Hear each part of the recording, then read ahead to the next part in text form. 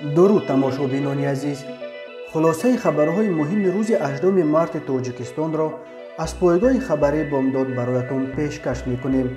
در این برنامه این چه دهشت است، سوءقصد و کشتار زن و فرزند، پدر و همسایه از سوی یک ساکن اشت، بازداشت زن گمانبر در قتل کودک 7 ساله در دوشنبه،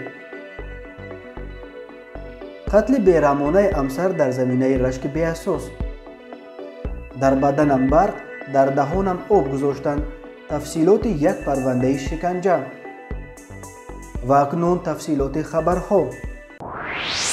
یک مرد 41 ساله ساکن جماعت دهات آریان نویه اشت با گمان سوءقصد به آدمکشی دستگیر شده است.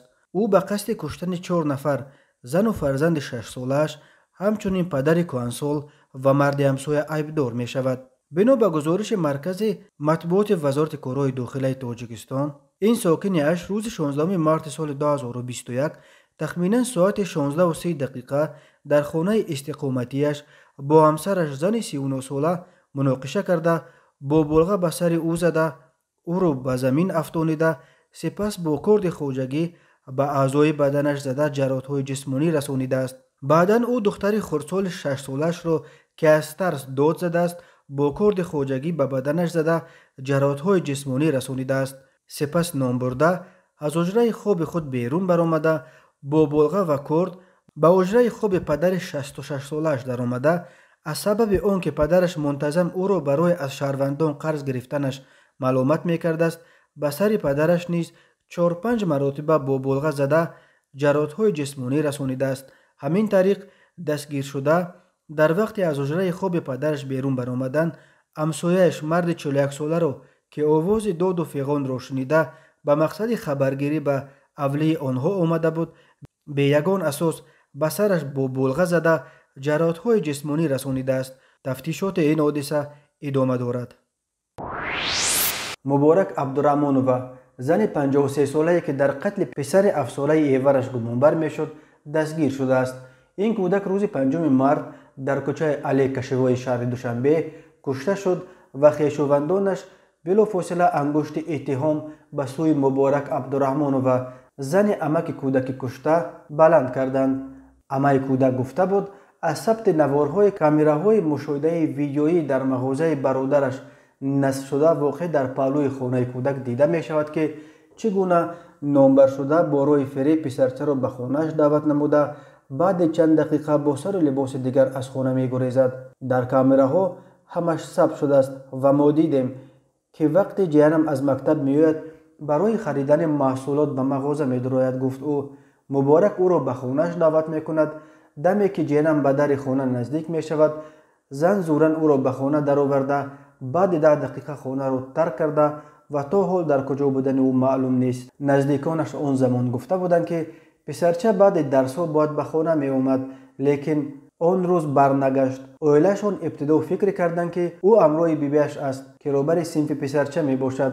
بعد فهمیدن آن که او در مکتب نیست، جستجوی او آغاز گردیده است. این حادثه در جامعه واکنش‌های زیاد به بار آورد. بعد 8 روز کافتکو به زن 53 ساله‌ای که در کشته پسرچه 7 ساله خویش و تبارش گمانبر دانسته میشد بازداشت شده است. محسن جان محمدی، سخنگوی پلیس دوشنبه، این خبر را نیز تایید کرد. سلطانوف میرزامالک، ساکن 32 ساله جماعت شهرک دوستی نویه جیهون، با اتهام آدمکشی دستگیر شده است.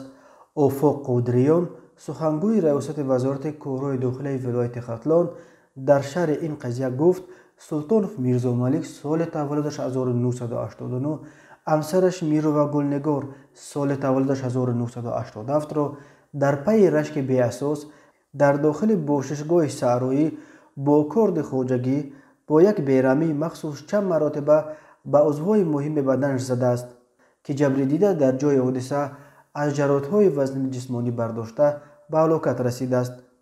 بعداً سلطانوف میرزامالک با کارد به بدن خود نیز چند ضربه میزند. در داستانی نویه جیهون نسبت به سلطانوف میرزامالک بر اساس قسم 1 ماده 104 کودکس جنایتی جمهوری تاجیکستان با اتهام آدمکشی پرونده جنایتی آغاز کردند. به او برای قتل همسرش تا 15 سال زندان تهدید میکند. در این اواخر در تاجیکستان خبرها درباره قتل‌های خانوادگی از جمله قتل همسر با دست شوهر و برعکس زیاد به دست میرسد. در اکثر موردها زنان در زمینه رشک قربان شوهران بدرشک میشوند. تفتیشات علاوگی شکنجه شدن حسن یادگاروف را که 3 سال پیش اتهام کشتار یک ساکن ترسونزاده را به گردن گرفته بود ولی 8 ماه پس از بازداشت بعد از یافتن قاتل حقیقی آزاد شد تصدیق کرده است. مفتشان گفتند آثار شکنجه با استفاده از نیروی برق در عضو مردانه این ساکن شهر ترسونزاده باقی است. در کرسی عیبدار 3 افسر میلیسا شیرعلی عزیزوف، ایرج نعیموف و سعدی دولت مرادزاده نشستند. آنها به آن گمان بر میشوند که هنگام کار در وزارت امور داخلی حسن یادگاروف 35 ساله را برای به دوش گرفتن گناه شکنجه کردند. در مرافعه روز 7 مارس پرسش پاسخ وکیلان مدافع گمانبران با حسن یادگاروف صورت گرفت. حسن یادگاروف گفت به جز از 3 کارمند پیشین میلیسا که اولو در کرسی عیبدار نشستند، شخصان دیگر نیز در شکنجه و اقرار مجبوری او دست دارند ولی نام همه آنها را نمیداند. او در دادگاه گفت آنها وقت بازپرسی در بدنم برق و در دهانم آب میموندند که طاقت کردن مشکل بود. حسن یادگاروف از ماه نوامبر سال 2010 تا نیمه سال 2018 با اتهام کشتار پیشخدمت روس دیمیتری کریموف در بازداشت بود. در نواری که تلویزیون تاجیکستان ماه دکامبر سال 2017 پخش کرد، یادگاروف نقل کرد که چگونه با استفاده از کورد به طرف چپ و راست و قفس سینه دیمیتری کریموف ضربه زده او را کشت. او زمانی از بازداشت رها گشت که قاتل اساسی تصادفاً آشکار و دستگیر شد. مقامات تفتیشاتی گفتند قاتل اساسی ساکن شهر ترسونزاده لیانید مالچنکوف بوده است. هنگام استفاده از تلفن گم شده کریموف دستگیر شد. مالچنکوف را تیر ماه سال 2018 به 21 سال زندان محکوم کردند. در پی رهایی یادگاروف مقامات اول شیرعلی عزیزوف و سپس سعدی دولت مرادزاده و ایرج نعیموف را با اتهام شکنجه دستگیر کردند.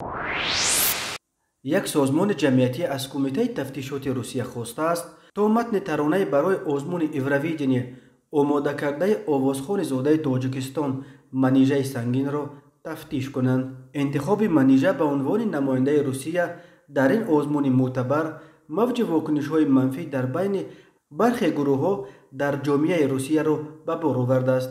سویتلانا پترووا نماینده کمیته تفتیشات روسیه در پاسخ به درخواست ریا نووستی گفت یک سازمان جمعیتی از کمیته تفتیشات خواسته است که احتمال بیانیه‌های ضد قانونی در ترانه منیژه را تفتیش کنند.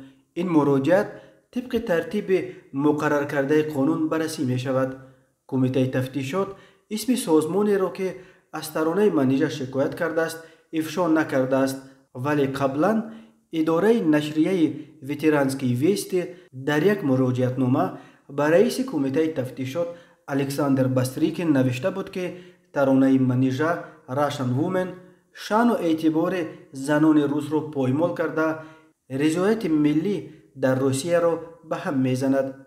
روز 8 مارس در دوره نهایی انتخاب نماینده روسیه برای اشتراک در آزمون ایورویژن که در شبکه یکم تلویزیون روسیه دایر شد غیر چشم داشت زاده تاجیکستان منیژه سنگین با ترانه راشن وومن غالب آمد. این ترانه را در کانال ایورویژن در یوتیوب الکی بیش از 4 میلیون نفر تماشا کردند. آزمون ایورویژن امسال از 18 تا 22 می در شهر روتردام هلند دایر می شود. سال 2020 این آزمون به دلیل موج کرونا ویروس برگزار نشد. این بود چند خبرهای بیشتر را در سامانه بامداد پیگیری نمایید. خوش باشید.